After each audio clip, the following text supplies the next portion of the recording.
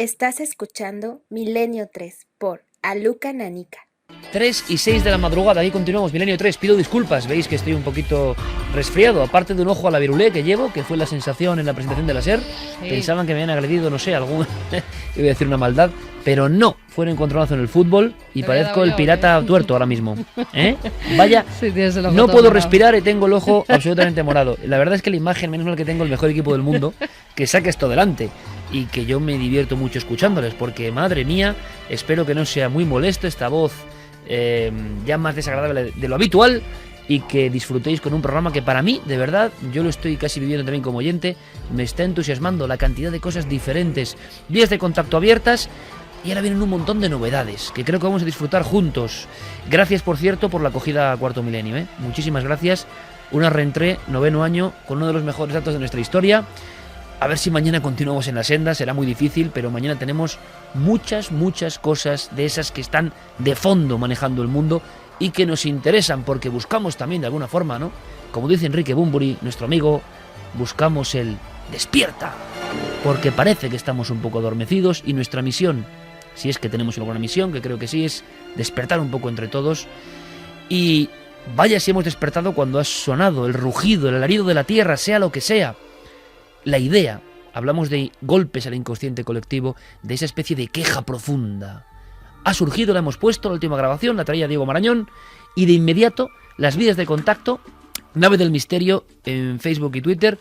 Además, tengo que decir que son las vías oficiales, que no tenemos otras, sobre todo Carmen y yo, importante decirlo cada temporada, que no tenemos otros perfiles, que no estamos en ninguna red social y que solo en ikerjimenez.com y en Nave del Misterio, en Twitter y Facebook somos nosotros, porque claro, ya sabéis lo que pasa, ¿no? 28.000 perfiles, cosas raras, fotos, exacto, aunque se crean que contestamos no tiene nosotros, nada que ver, no. Solo estamos ahí, además no contestamos nosotros personalmente, porque no por nada, porque sería imposible, son miles los mensajes, pero tenemos buenos amigos como Guillermo León que están ahí, y a través de las líneas de contacto llegan decenas de mensajes en tiempo real, como si fuera un boot, sobre The Who. Lo habéis interpretado de muy diferentes formas, como debe ser. Pues mira, un mensaje interesante que dice: hoy era el día del Yom Kippur en el judaísmo. Esta fiesta culmina con el sonido del shofar, un cuerno animal que se toca para significar que a esa hora solo los presentes que escuchen ese sonido quedarán inscritos en el libro de la vida. Se ha tocado hoy en todo el mundo. El sonido del es idéntico y me ha impresionado realmente escucharlo en vuestro programa justo después de haber escuchado el shofar esta tarde. Sincronicidad. Lo que pasa que la del clan. La grabación es del 28 de agosto. Nos decía también el EVP, suena a metal siendo arrastrado. Antonio, no sé, pero me está dando que parecen avisos del fin de la tierra. Mucha gente identificaba con las trompetas del fin del mundo bíblico, ¿no? De alguna forma, estos sonidos. Carolina dice que miedo me acaba de dar y el escalofrío que ha recorrido todo mi cuerpo. José Vicente Plaza, flipas con las trompetas del apocalipsis de Milenio 3. Lo escucho en directo y no sé qué haría. Lobo Vivo dice, ay, la leche, las trompetas de Jericó, miedito. Las trompetas de Jericó, capaces de destruir, ¿no? Y muchos más, Iker, vamos a ir recogiendo, porque... Pero esa sensación de que sí, lo del apocalipsis no es solamente un argumento periodístico, ¿no? Decían sino también que esos nos sonidos resuena como algo. De algún animal, elefante, a mí también, ballena... A mí me parecían elefantes, han apuntado ese tipo de... Bueno, vamos a hacer una cosa. Gracias como siempre por vuestra ayuda para confeccionar este programa. Sabéis que tenemos una idea, que es profundizar un poco en los personajes del misterio. Somos un poco mitómanos, llevamos muchos años con vosotros y vosotros con nosotros, ¿no? Y cada uno tenéis vuestros predilectos, vuestras personas que os gustan más, que os gustan menos, filias, fobias, formas de comunicar. Y yo recuerdo hace muchos años, hace muchísimos años, ya parece mentira, pues hace como unos 17 años, un día, JJ Benítez, atravesando las sierras de Jaén, me miró. Viajábamos en un viejo Volvo que yo tenía y me dice, Iker, hay que investigar a los investigadores. Recuerdo como si fuese ahora mismo el momento en que me lo dijo y con qué cara me lo dijo. Y me empezó a hablar, es su idea, de que había una especie de... Bueno, no sé, de que nada era casualidad, de que nada era casualidad en el mundo de los investigadores, de que nadie se dedica a esto por casualidad. Bueno, siempre hemos tenido interés en saber algo más de nuestros colegas, en acercarnos al perfil humano, en saber cuándo han estado cerca del misterio, en saber pues las pequeñas cosas nimias pero que los hacen más personas, más cercanos, ¿no? Así surgió esta sección maravillosa, uno de los nuestros. Diego Marañón es aquí el jefe de este territorio. Su idea, ser casi un bot, un robot algorítmico que mete el dedo en la llaga y nos da la semblanza, ¿no?, de personas que todas tienen un nexo común, un común denominador, y es que han dedicado su vida, le están dedicando a algo tan arriesgado, ¿no?, como es contar los misterios, cada uno con su éxito, con mayor o menor medida, con momentos de gloria, momentos de flaqueza, todos los tenemos, con obras, con escritos, con prensa, con televisión, pero hay algo que une estas biografías, ¿no?, tan diferentes que vais a ir viendo, y es que todos sintieron el resplandor del misterio en cierto momento de su vida, y ese virus ya no se quita nunca, ¿no? Es momento de conocer a otro de estos personajes que merecen la pena. Buenas madrugadas. Identifíquese, por favor. Clara Tahoces, escriba de Romaní. Se llama Clara Tahoces. Es que tiene un apellido, mi amor, que no creas tú. Es grafopsicóloga. Esto nos hace ya despertarnos en un estado un poco alterado, un poco atontado. Clara Tahoces, no estudio la grafología. Bueno. ¿Has visto algún fantasma o no? No, yo ver lo que dice ver físicamente no he visto nada. ¿No? ¿No te avergüenza? Lo dejamos claro.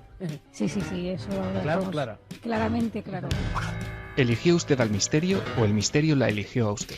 Me eligió a mí. ¿En qué ocasión lo ha sentido más cerca? Yo creo que desde muy niña. ¿Cuál es su enigma predilecto? Si existe vida después de la muerte. ¿Y ese lugar mágico al que siempre querría volver? Hay tantos. Me voy a quedar con uno cercano. El Parque del Capricho en Madrid. ¿Somos producto del azar y la evolución o hay algo más? No lo sé, la verdad que lo ignoro y quisiera pensar que no somos producto del azar. En su opinión, ¿hemos sido visitados por extraterrestres en el pasado? Tampoco lo sé, hay indicios de que pudiera haber sido, pero yo la verdad es que no lo sé. ¿Qué hay más allá de la muerte? Ojalá lo supiera, algún día lo sabré, pero también hay indicios, y no hablo especialmente de las experiencias cercanas a la muerte, sino de otro tipo de símbolos, señales que a lo mejor podrían indicar que sí que existe vida detrás de la muerte. ¿Teme la llegada de ese momento? Temo el dolor y el sufrimiento. ¿Supersticiosa? No. Usted domina el territorio de los sueños. Cuénteme uno suyo que sea recurrente. A menudo sueño con situaciones que después se resuelven en la vida diaria, es decir, con cosas que han sucedido muy recientemente y que me dan ideas o claves sobre alguna cuestión que me preocupa. Si le escribo un post-it y se lo dejo en su mesa, ¿cuánto podría averiguar de mí? Más de lo que parece.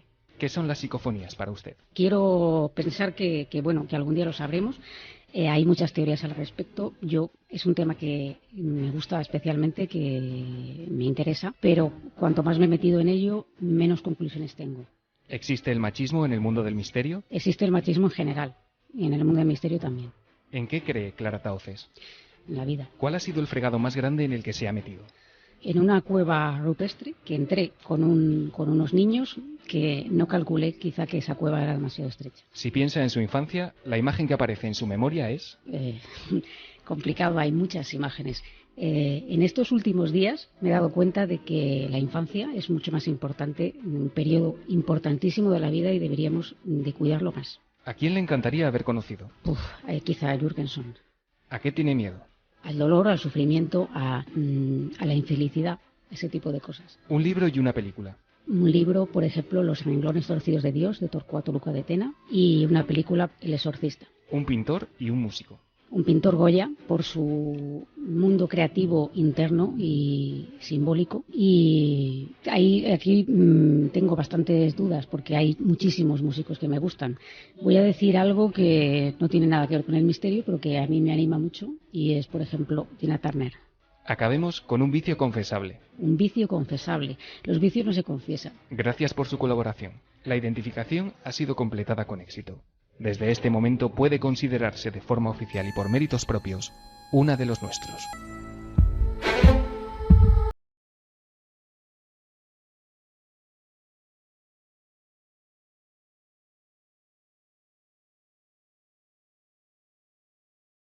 En este club tan especial de milenarios, yo creo que cada uno va dejando, pétalos, ¿no?, de su semblanza, de su forma de ser, y yo creo que algunos son más impenetrables, otros son más abiertos, algunos se guardan sus secretos.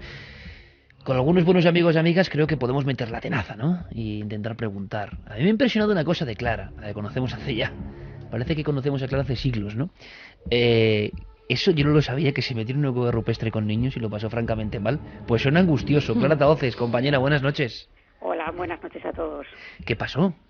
Bueno, pues mira, te sorprenderá saber que en Torrelodones habían descubierto una cueva rupestre por Sí, casualidad. señora, claro que sí, con pinturas que luego no sé si eran falsas o no, y quedaron ahí, sí, señor. Y yo estaba en Torrelodones por casualidad, tengo que decirlo. Y entonces me enteré de esta historia y fui a buscar a los niños. Uno de ellos resultó ser un sobrino de José María Aznar, que en ese momento no era ni presidente del gobierno ni nada. Vamos a ver, Clara, te metiste con el sobrino de Aznar en una cueva rupestre. Bien, Sí, continuemos. Y con una amiga suya. Claro, ellos eran unos niños y yo no calculaba realmente que esa cueva, pues mi intención era hacer hasta fotos, imagínate, ¿no? Pronto me di cuenta que para poder entrar tenía que abandonar la cámara fuera, con eso te digo todo, y tuve que arrastrarme literalmente por el suelo de la cueva hasta llegar a lo que eran las pinturas en sí mismo, que bueno, el niño lo explicó muy bien, eran una especie de cápridos, unas pinturas muy bonitas que la verdad en ese momento casi no pude ni disfrutar, ¿no? Porque el momento fue terrible, en el momento en que había que dar la vuelta para abandonar esa cueva, porque no se podía dar la vuelta. Ellos sí podían, pero yo no. Y tuve que volver marcha atrás todo lo que había recorrido.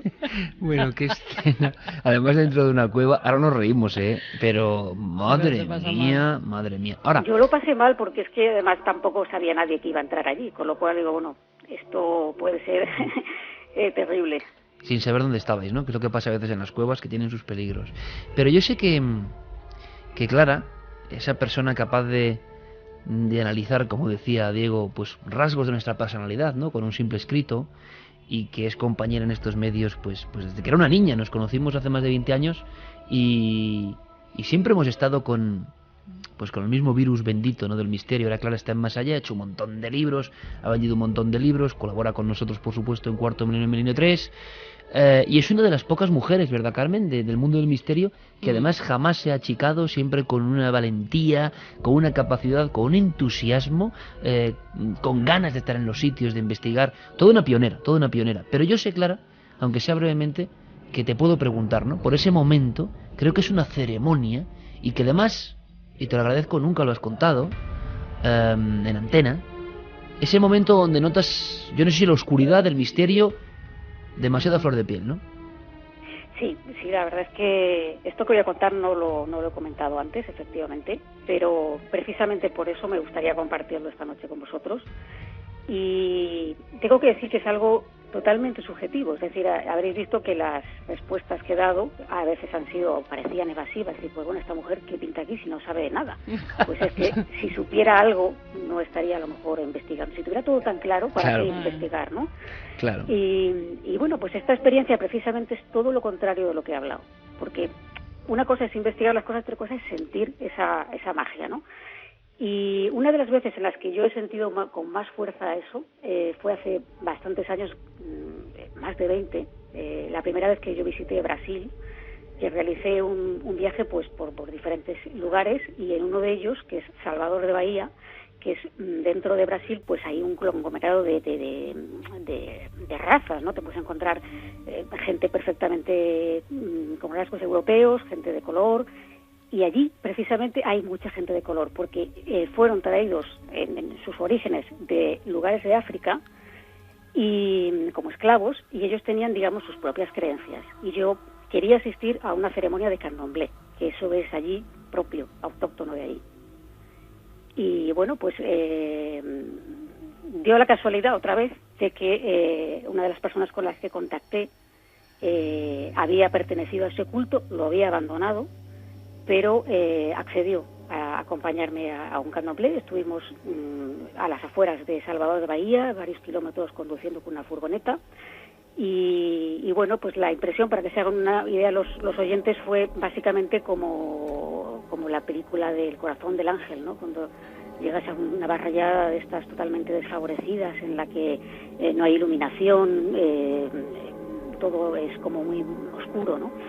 Y entré en un terreiro, que es donde se realiza esa ceremonia, y asistí quizá a una de las manifestaciones más importantes desde la antigüedad, ¿no? Que es el baile, la música, el sonido de los tambores. Eso fue algo que a mí me impactó muchísimo, y debo decir que sin haber tomado ninguna droga ni haber bebido absolutamente nada, llegué a un momento en que sentía esa conexión, y que me faltó muy poco para entrar en ese que llaman el trance, ¿no? O sea, notabas que ese algo que se manifiesta ahí repentinamente no era algo subjetivo, no era una cuestión que queda para los otros, sino que es capaz de atraparnos, de tocarnos y de apoderarse de nosotros, quizá. Sí, llegó un momento en que el corazón latía al mismo ritmo que los tambores y que yo estaba exactamente tan, digamos, enfervorecida como los que podían estar allí practicando el culto sin tener yo ninguna creencia previa de nada. Caramba. Hola, Clara, buenas noches. Muy buenas noches, Santiago. Tengo que decir que yo a Clara le tengo un cariño muy especial y que la entrevista que le ha hecho Diego la retrata perfectamente. Una de las cosas es la honestidad. Es decir, yo conozco dentro de nuestro ámbito a relativamente poca gente que cuando le preguntan algo y no lo sabe, diga, no lo sé, no tengo ni idea. La gente se pierde en soliloquios, en explicaciones, en buscar cosas, pero Clara no es así. Dicho esto, que es la parte buena, a Clara le voy a hacer una pregunta que a lo mejor no le gusta, pero que a mí personalmente siempre me ha intrigado mucho. Cuando yo te conocí, te dedicabas y tus intereses estaban en zonas del misterio que rozaban mucho lo truculento, lo criminológicamente relevante, etcétera, etcétera. Y un buen día, sin que yo personalmente, supongo que gente más íntima a ti sí lo sabrá, cambias hacia temas un poco más amables, un poco... ¿Qué pasa? ¿Te hartaste de tanta sangre? ¿Qué pasó? Bueno, pues es verdad, es cierto, yo realicé pues un poco ese campo oscuro y muchas veces hay que ver la oscuridad de cerca para precisamente acercarse un poco más a la luz, ¿no? Quizá fue un hartazgo, efectivamente, un hartazgo y ver que, bueno, pues hay otros campos que también son interesantes, que conectan más con el ser humano, con la propia mente, ¿no? de las personas y con el alma, ¿no? Y bueno, es curioso que me hagas esta pregunta porque precisamente ahora estoy terminando una novela que tiene mucho que ver con ese otro lado oscuro. Clara, cuando estabas en aquel ritual y el sonido de tu corazón se compasaba con los tambores, ¿notabas que había algo exógeno ahí presentándose? ¿Algo un poco incomprensible? No sé si hablar de entidades, espíritus... Bueno, no me atrevería a decir tanto. Yo lo que puedo decir es que yo me sentía parte de ese todo, aunque no formara parte de nada. Y lo que sí ya te puedo decir es que al llegar ya al hotel, después de ya varias horas estando allí, porque en determinados momentos de la ceremonia, bueno, tengo que decir que todo el mundo eran negros allí, todos, absolutamente, y cuando digo esto, pues quiero retratar un poco fielmente que no había turistas ni era nada preparado. Y al llegar al hotel, esa noche, fíjate cómo es la mente, ¿no? Tuve un sueño en el que entraban en la habitación del hotel esos participantes del candomblé para llevarme con ellos. O sea, fíjate el poder de sugestión que realmente tenía aquello, ¿no? Y pocas personas saben más de sueños que tú, Clara, que precisamente hoy nos hemos encontrado en la mesa de la redacción con un libro hermosísimo de Círculo de Lectores, que acabas de sacar, o acaban de sacarte al mercado, Clara. Efectivamente, ahí lo tenéis para el disfrute sobre todo de los ojos, porque es un libro totalmente ilustrado. Te mandamos un beso muy grande, te queremos mucho, Clara, lo sabes, un abrazo muy grande. Muchas gracias, buenas noches. Un beso, a todos. Clara. Un beso. Una mujer que siempre ha estado muy ligada al tema de las psicofonías, que siempre ha obtenido psicofonías.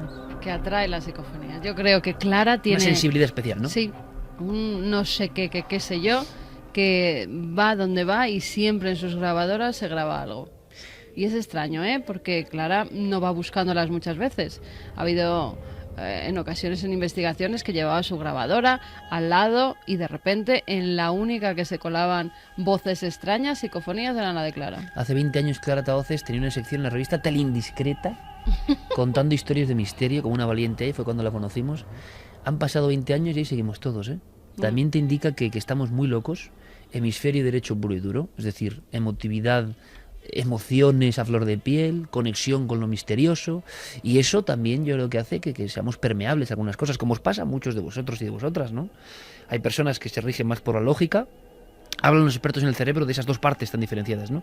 La lógica, el hermetismo, lo ordenado, no pasan ciertos filtros, y en otra parte del cerebro pues parece que recoge como una antena con mayor sensibilidad esas otras cosas que parece que están ahí, ¿no? Y que no captamos muchas veces, pero que deben ocurrir, que se nos manifiestan de vez en cuando, por lo que parece. Hemos tenido una idea, a ver si os gusta, antes de viajar a los territorios de los días del pánico con Javier Pérez Campos. A mí me ha gustado esto que nos trae Fermín Agustí a nivel de efectos y de músicas, y Santiago Camacho. como casi siempre le fue un atraco, ¿verdad, Santi? O sea, te cogí por banda y dije, oye, se me ha ocurrido algo. Y Santi, yo creo que ya por como somos amiguetes, me dice, vale, Iker, qué gran idea. Pero, Por no llevarte la contraria. pero la idea era contar algo que lleva estando en la humanidad y que interesa a la humanidad desde siempre, ¿no, Santi? Sí, hay un montón de puertas cerradas. Siempre, en cada sociedad ha habido una puerta cerrada a la que penetraban unos pocos elegidos que se conocían, hacían rituales, se asociaban y intentaban promover sus propios intereses, intentaban medrar en la sociedad o transformarla ayudándose los unos a los otros. Y en esas puertas cerradas estaban las sociedades secretas. Fíjate que cuando te hice un pequeño perfil de lo que podría ser esta sección del futuro, es que el hombre de las cavernas, y hablaremos de ello en un capítulo, el hombre de las cavernas ya conocía el concepto de sociedad secreta. Los antropólogos lo llamaban sociedades de hombre. Y hoy día las pocas tribus no contactadas que quedan en sitios remotos también tienen sus sociedades secretas en las que a lo mejor solo participan los guerreros, o solo participan los cazadores, o solo participan las mujeres, y que el resto de la pequeña comunidad de la tribu no sabe lo que ocurre ahí, no sabe qué ritos y qué influencias se tienen. Pues eso, que está en el nacimiento mismo de la humanidad, al final, a lo largo de toda esa historia, ha ido desembocando en los Illuminati, en el grupo Bilderberg, masones y quién sabe qué más, porque no hay sociedad secreta mejor que aquella que no sabemos ni siquiera que existe. A las 3:28, esta locura que se me pasó así por la cabeza, yo dije, ¿por qué no contar en pequeñas fichas absolutamente comprensibles? Lo que siempre digo, hay gente en el mundo de los medios que no sé por qué dicen una abuela de Palencia o de Cuenca, siempre lo suelen decir. Tienen que entenderlo la señora mayor de Cuenca. Lo suelen decir muchos directivos, es como decir, lo tiene que entender todo el mundo. Bueno, yo no digo eso, digo, tengo que entender yo, que puede ser hasta más difícil que una señora de Cuenca o de Palencia, con todos mis respetos. Yo estoy todavía en el umbral. Yo tengo que entender por qué de estos grupos. Y espero que vosotros conmigo también. Desde la sociedad pitagórica, con los números como elemento, desde los que hacían en la antigua Grecia extraños ritos como los mitos de Eleusis, Rosacruces, masones, Bilderberg, Illuminati más conocidos, pero ¿y el ángel exterminador? ¿Y las extrañas hermandades? ¿Desde cuándo hasta cuándo? ¿Quiénes? ¿Qué poder? ¿Cómo desaparecieron? ¿Cómo nacieron? Los grupos en la sombra, que medran en la sombra, algunos con conexiones directamente con el más puro y duro misterio. Así que, Santi, vamos a entrar de lleno.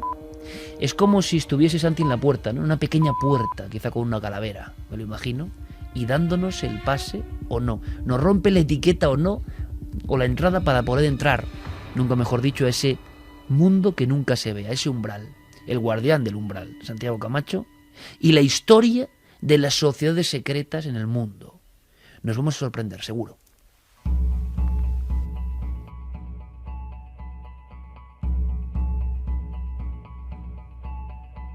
La historia del Imperio Británico quedaría incompleta si dejáramos fuera la tremenda influencia de las sociedades secretas.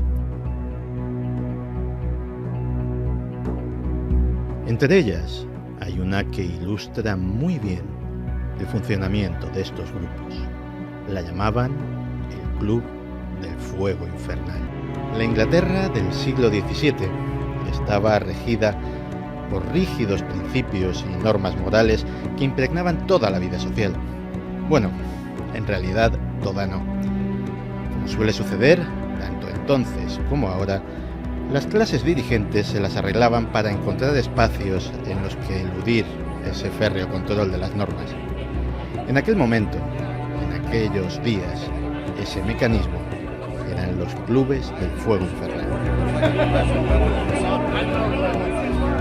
En ellos, la gente bien del imperio, apartados del escrutinio social, se ocupaban de actividades tan poco edificantes como adorar abiertamente al diablo y practicar comunitariamente aberraciones sexuales que harían palidecer al más encallecido aficionado al porno duro. Su lema, que más tarde sería recogido por el célebre mago negro Aleister Crowley, era haz lo que quieras. En los clubes del fuego infernal no existía la intimidad.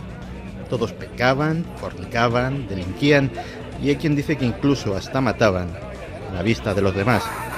De manera que cada miembro del grupo era guardián de los más sucios secretos de los demás y los demás de los suyos. Con esto se generaba una suerte de hermandad mafiosa que llevaba a los miembros a apoyarse férreamente entre sí en los negocios y en la política. Más de un miembro que se sentía profundamente repugnado por lo que allí acontecía se había integrado en el grupo y permanecía en él porque sabía que era el camino más fácil para conseguir sus objetivos. Así, entre bacanales y borracheras, prostitución y violaciones, alabanzas a Satán y narcóticos, se cimentaron carreras políticas, se amasaron fortunas, se cerraron asociaciones y hasta se consiguieron títulos nobiliarios. Era de dominio público. La práctica totalidad del Parlamento británico pertenecía a estos clubes, tanto que en 1721 se proclamó un edicto real que mostraba la preocupación del monarca por aquellos que, cito textualmente, se satisfacen juntos de la manera más impía y más blasfema, insultan los principios más sagrados de nuestra santa religión, afrentan al mismísimo Dios Todopoderoso y corrompen las mentes y la moral de todo el que se acerca a ellos. Oficialmente, los clubes del fuego infernal tuvieron su época y desaparecieron sin dejar vestigio. Pero todos recordamos que el mismísimo Stanley Kubrick, en ese testamento conspiranoico que constituye su obra póstuma, Eyes Wide Shut, nos escenifica la inquietante posibilidad de que ahora mismo, como entonces, los muy poderosos se reúnan en cenáculos secretos para sellar sus alianzas compartiendo perversiones. El Club del Fuego Infernal. A veces la sonoridad de los nombres, ¿no? Como la Sociedad Secreta Española El Ángel Exterminador, La Mano del Loto Azul, es decir, una serie de cosas que dices ya impactan por su propio nombre. Pero desaparecieron. ¿Desaparecieron, Santi? Vamos a ver, cuando decía en la pieza que ilustraba muy bien el funcionamiento de este tipo de sociedades, fíjate que cuando en muchas asociaciones mafiosas, la mafia rusa, las pandillas de barrio en Estados Unidos, sobre todo en la década de los 70, el rito de iniciación principal es cometer un delito, cometer un acto atroz y que lo vean todos tus futuros compañeros, porque ya serán los dueños de tu secreto, serán los dueños que podrán decir, oye, te hemos visto matar, te hemos visto violar, es decir, ya eres uno de los nuestros, como en la sección de Diego, y si te desvías del camino te podríamos denunciar o te podríamos implicar o utilizar eso que sabemos contra ti. Fíjate que, y algún día analizaremos casi plano por plano esa película, porque Eyes Wide Shut es una película mucho más seria de lo que parece, ha sido muy incomprendida. Pues fíjate que en el fondo ha habido recientemente un enorme escándalo de pedofilia en Reino Unido que implicaba a personalidades muy famosas y muy conocidas y muy influyentes, sobre todo en la década de los 80. Antes de eso se conoció lo mismo en Bélgica. Bueno, el terrorífico caso de Dutroux en Bélgica, ¿no? Que se echó, Dutroux, que se echó muchísima tierra encima, porque cuando se empezó a tirar del hilo, las ramificaciones llegaban tremendamente lejos y tremendamente alto. Claro, que parece de leyenda urbana. Hablamos de sumoción de cadáveres de niños, de personas que han sido violadas y demás delante de los poderosos. Es decir, algo que nos suena imposible y que resulta que en Bélgica, si no me equivoco, hubo hasta ministros, personas implicadas, encarceladas. Claro, no va a pasar solo en Bélgica. No, y de hecho, y ahí lo dejo, ha habido hasta en nuestro país ese tipo de sugerencias sobre ese tipo de actos. Algunos de los casos más célebres de muerte, emblemáticos de muerte de niñas y muerte de muchachos, como el caso Alcácer, por ejemplo, además, como una teoría extraoficial, ¿no? Que se pelea con la teoría oficial y que vive además con una fuerza tremenda en las redes y demás. Es decir, leyenda urbana o no, la sensación de que hay algo más, grupos de poder. Yo pregunto, porque yo no lo sé, desde luego. y creo que poca gente puede saberlo. ¿Esto nace de esa época? ¿O también la leyenda urbana en aquella época? ¿Se pudo probar? No, en aquella época no solo se pudo probar, sino que, por ejemplo, los lugares, hay concretamente 2 sitios, uno en Dublín y otro en los alrededores de Londres, donde todavía se pueden ver los vestigios de los lugares donde se reunían.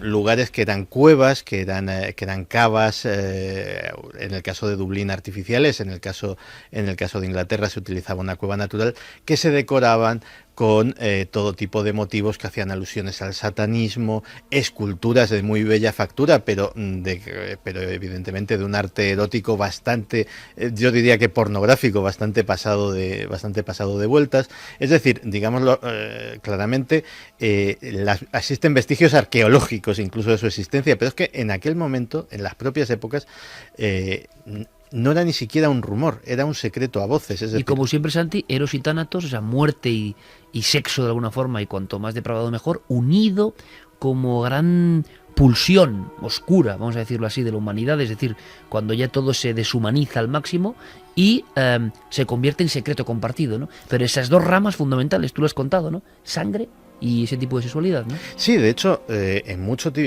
tipos de asociaciones de esta factura, el sacrificio ritual, en el fondo, no solamente es un acto que puede tener implicaciones mágicas o implicaciones... No, es sobre todo un acto de estamos unidos por la sangre de la víctima, es decir, todos y cada uno hemos participado, o bien todos hemos dado una puñalada, o bien todos hemos tirado una piedra, o bien todos hemos bebido de la sangre, pero no existe un celebrante y una serie de testigos. No, realmente ese tipo de sacrificios se utilizan para aglutinar al grupo y decir, no, somos uno y somos capaces de llevar a cabo este tipo de actos atroces y ahora no te puedes ir de nuestra vera.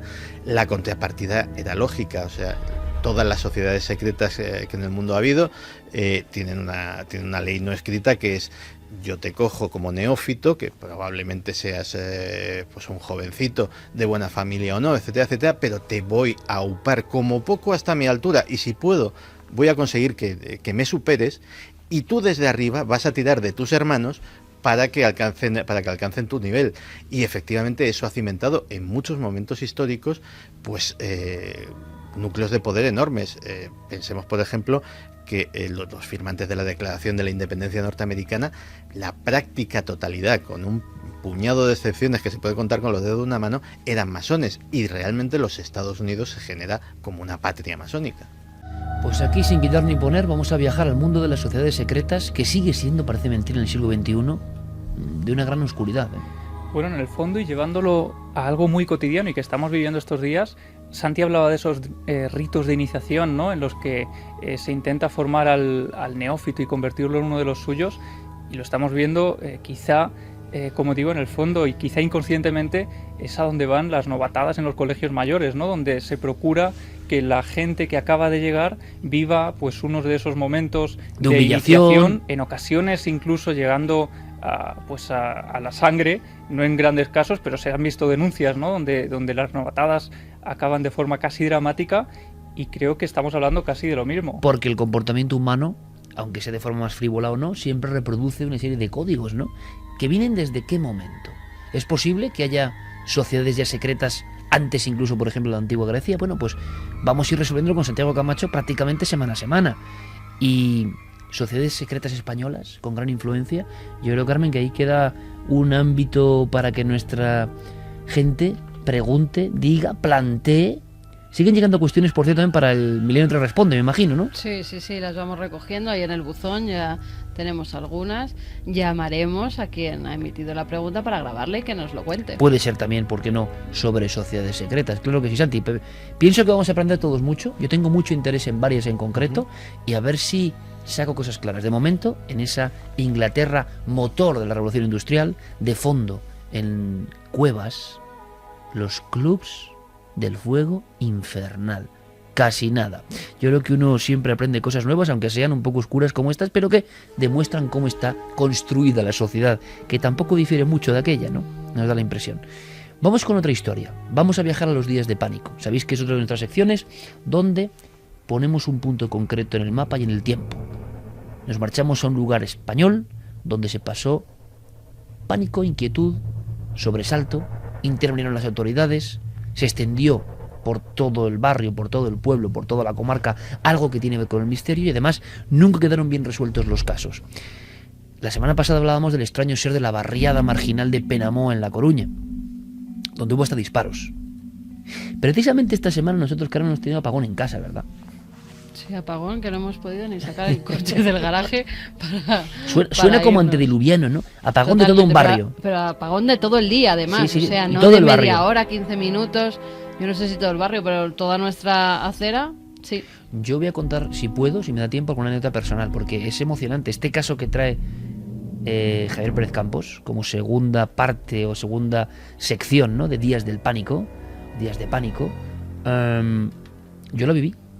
No vi nada extraño, pero yo era un niño en Vitoria en aquel momento, porque todo ocurrió en Vitoria. Que en casa No. durante el apagón. No. Tiene que ver con apagones y con misterio, desde luego. El gran apagón. Lugar: Vitoria, Murguía, Nanclares y Salvatierra. Fecha: septiembre de 1984. Tipo de fenómeno: ovni.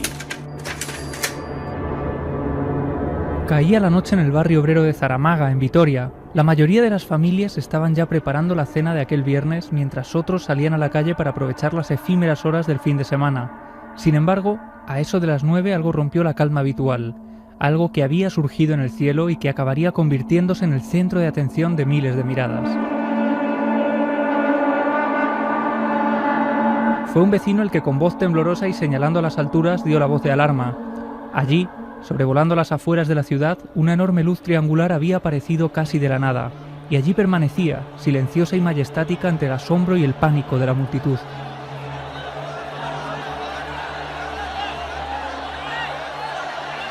Durante varios minutos un caos generalizado se adueñó de la zona. Ventanas y balcones se llenaban de testigos enmudecidos ante aquel fenómeno, y en las avenidas muchos corrían hacia las plazas y descampados para poder observarlo con mayor claridad. Fue entonces cuando se apoderó de las calles un peculiar sonido, el de cientos de televisores y electrodomésticos apagándose uno a uno de manera repentina. En ese instante las luces de la ciudad perdieron por completo su intensidad, y solo unos segundos después todo había quedado en completa oscuridad. Todo, excepto el triángulo que emitía un brillo verdoso sobre los tejados. Podemos imaginar a los habitantes de aquellos edificios descendiendo rápidamente las escaleras, algunos con pijamas y linterna en mano, intentando conocer el origen del gran apagón que durante más de 2 horas afectaría a barriadas enteras como la del Pilar, Tenerías o Domingo Beltrán. Pero minutos después, con el objeto ya perdiéndose en el firmamento, la avería terminaría extendiéndose por toda la capital alavesa. En los días posteriores, las autoridades acabarían descartando toda posibilidad lógica sobre el extraño visitante. Tampoco hubo respuesta satisfactoria a las causas del incidente eléctrico. Casualidad o no, en aquellas mismas fechas otras poblaciones de Álava fueron también visitadas por luces que parecían absorber la energía.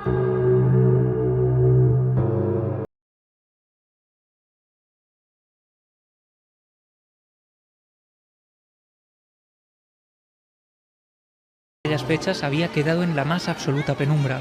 El carrusel, los coches de choque y todas las atracciones se pararon de repente, con los niños cada vez más asustados. Uno de los sucesos más enigmáticos ocurrido en la noche de autos tuvo lugar en el domicilio de la familia Daubagna. Allí, según el testimonio de Carmelo, ingeniero y pragmático donde los haya, una impresora llegó a funcionar sola sin recibir ni una chispa de electricidad. Así relataba el incidente el periodista Juan José Benítez tras presenciarse en el citado domicilio. Cuando se fue la luz, esta impresora se puso en marcha sola, cosa que es pues muy difícil, y además sin el tecleo previo necesario para que se pueda escribir sobre la misma. Entonces aparecieron una serie de 8s y de 1s, y al lado de estos caracteres pues otros totalmente indescifrables que no corresponden a lo que a los programas para los que estaba preparada este microordenador. Pasaron los meses y las indagaciones acabaron cesando por lo difícil de extraer conclusiones. Sin embargo, la relación entre apagones y ovnis no era nada nuevo. En nuestra geografía ya habíamos vivido episodios muy similares, especialmente a lo largo de los años 70. Quizá por eso los investigadores nunca descartaron la relación entre ambos fenómenos. Estas músicas de fondo, por cierto, tienen algo que ver con el hum en algún momento, ¿eh? Suena como un alarido ahí metálico. En fin, ¿cómo no recordar esta historia? ¿Tienes tú algún documento retroiluminado con la pantalla ahí en la esquina, Javi? Son documentos... Para mí esto fue muy importante. Yo nací al misterio en estas noches de septiembre. Se cumplen ahora justo 28 años. Justo esta noche 29 años. 29 años. La semana pasada hacían 28 años justo en esa madrugada y esta, parece que lo estamos haciendo a propósito, se cumple en 29. Es el 29 aniversario de aquel extraño apagón. 15 de septiembre del 84. Sí, y aquí tenemos ese informe DISO tan mítico. Miradlo, eso no es broma, está ahí. Lo más curioso, Iker, es que muchos medios de comunicación aparecían en los recortes de prensa, se hicieron eco de la propia llegada de Juan José Benítez, es decir, Sí. la llegada del periodista al lugar de los hechos se convertía en sí en una noticia porque su relato y su opinión sobre este caso era bastante importante. De hecho, su opinión llegó, como decía, pues a formar parte de los titulares de algunos periódicos. Por ejemplo, los apagones del jueves relacionados con ovnis, según Juan José Benítez. ¿Y en esa especie de grabatos de un niño que ponía en la portada? Pues dice oleada ovni sobre Álava, informe DISO, y luego unas siglas muy extrañas. B19, que no sé qué... Y bueno, y luego aquí, genial, un sello confidencial DISO Vitoria. Tengo que decirte que cuando le he enviado el documento a Enrique Chazarra, que hemos estado hablando con él, estaba emocionadísimo viendo estas informaciones, porque él fue una de esas personas de las que hablábamos en el reportaje que bajaron a la calle pijama y linterna en mano. Vamos a escucharle, Enrique, ¿te parece? Estos apagones. Enrique Chazarra, gran ufólogo y gran compañero de este equipo, que siendo un adolescente también años. se interesó por los ovnis, y yo también, porque en nuestra ciudad pasó esto. Le escuchamos. Recuerdo perfectamente estar en casa de mis padres sobre las 9:30 de la noche y de repente, pues bueno, lo que es la luz del barrio de la zona del Aqua, del barrio del Pilar, del barrio de Saramaga, de estos barrios de vitorianos, pues de repente se quedaron totalmente a oscuras. Recuerdo que estuvimos con velas, con linternas, bajamos a la calle, ahí los vecinos se preguntaban qué había ocurrido y de alguna manera, pues bueno, fue un apagón importante en aquella zona. Prácticamente va a hacer 30 años de esto. 30 años de uno de los grandes misterios también. Allí se generó un verdadero caos porque la gente no sabía lo que estaba ocurriendo y sobre todo por esa aparición de luminarias que, como decíamos, se extendieron a otros pueblos de la zona y ocurrieron esos apagones, ¿no? Donde precisamente se habían visto estas extrañas luces. Alegría de Álava, Tres Puentes, habrá personas hoy oyéndonos allí. Los pueblos parecieron oscuros por completo. Hubo, digamos, grandes transformadores que se fundieron y pocas veces había coincidido un fenómeno así en el cielo con una interacción de lo que llamarían los expertos efecto electromagnético. Esto quizás al margen, ¿no? Pero había dos chavales que salieron en bici y fueron a entrevistar a algunas de esas personas. Uno de ellos era yo y otro era mi primo, Roberto Pérez, y fuimos a ver a aquella gente. Y es mi realidad, ¿no? Han pasado casi 30 años. Y entonces, como yo andaba interesado de alguna forma, ¿no? Había leído un libro, o había hojeado un libro más bien del tema ovni por casualidad, resulta que ocurriese en nuestra ciudad esto, qué carambola podía ser, ¿no? Yo os digo, sinceramente, que es una de las grandes incógnitas de mi propia vida. O sea, no he vuelto a pasar nunca en Vitoria nada de este tipo, jamás. Y ocurrió en ese momento en que tanto mi primo Roberto como yo andábamos enfrascados por casualidad con el tema ovni, porque mi difunto tío Roberto tenía una biblioteca de libros de ovnis y en el País Vasco, de alguna forma, Benítez y la prensa se encargaba de hablar del tema ovni. Podía ser un contagio social, pero había un interés, ¿no? Pero yo recuerdo perfectamente las personas cómo me contaban los casos.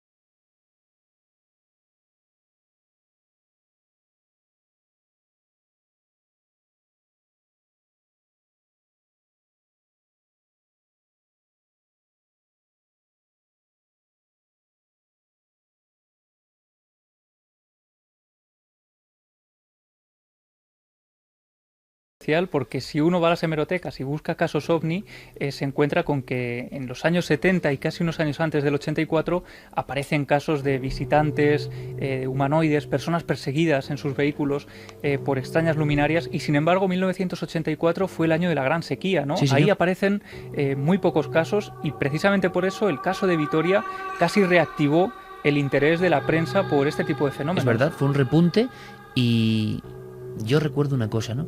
A una persona con camisa de cuadros, robusto, barba, lo estoy viendo ahora mismo, Pachi Uriarte, señalándome al cielo y diciendo, allá apareció aquello, le llamamos en la noche, Satosona en vasco, ven aquí, y aquello empezó a acercarse, o es su impresión, y la familia entera en el umbral de la puerta tuvo que dar pasos hacia atrás.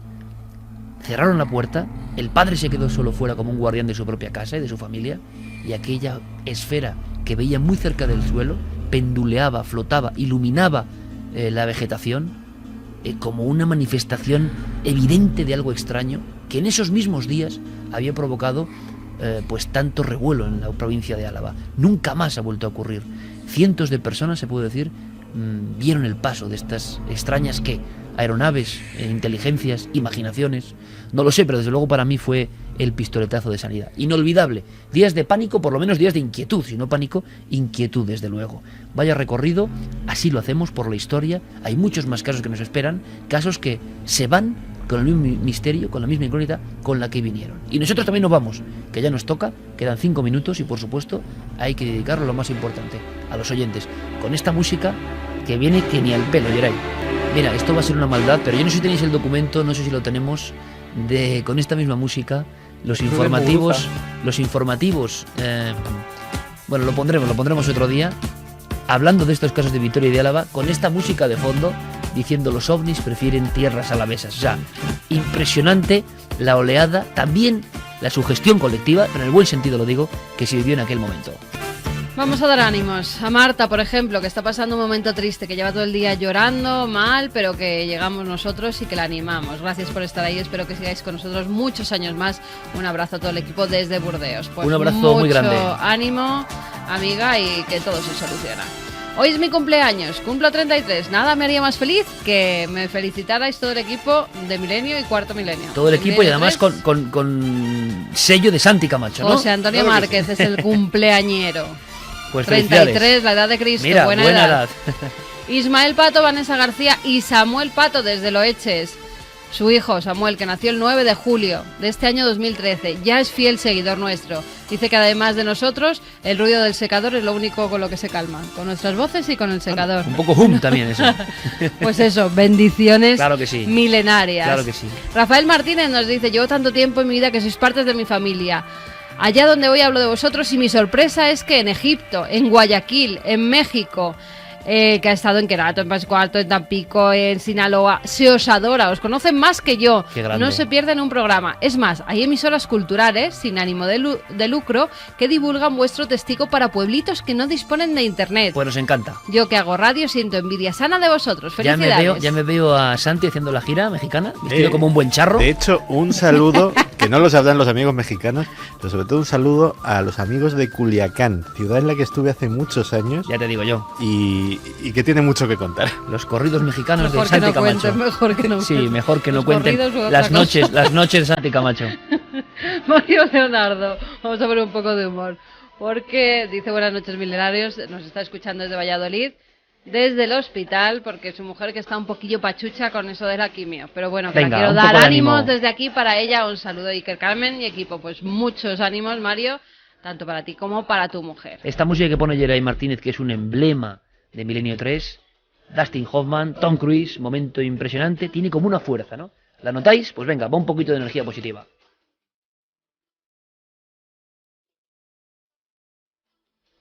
Inés nos escribía esta noche que vive en el puerto de Santa María, en Cádiz, que acaba de llegar a casa y ha visto en el cielo algo raro que no había visto en su vida. 3 luces muy brillantes y de un color naranja que se movían muy rápido, algo muy raro. ¿También desde Cádiz? ¿Y es otro diferente de los que leíamos antes? No, es el que el principal iniciaba caso. el principal. Vale. No hemos tenido más eco, ¿no? Elena Azul dice que ella vive en Algeciras y que también ha visto algo extraño. 3 luces anaranjadas y lo más raro es que se cruzaban entre sí. En primer lugar pensé que era un helicóptero, pero era muy potente y estaban bastante cerca. Pues si hay más datos, por favor, a lo largo de la semana tenemos el buzón milenio3@cadenaser.com y todas las vías de contacto por esta supuesta observación en esa zona maravillosa del estrecho.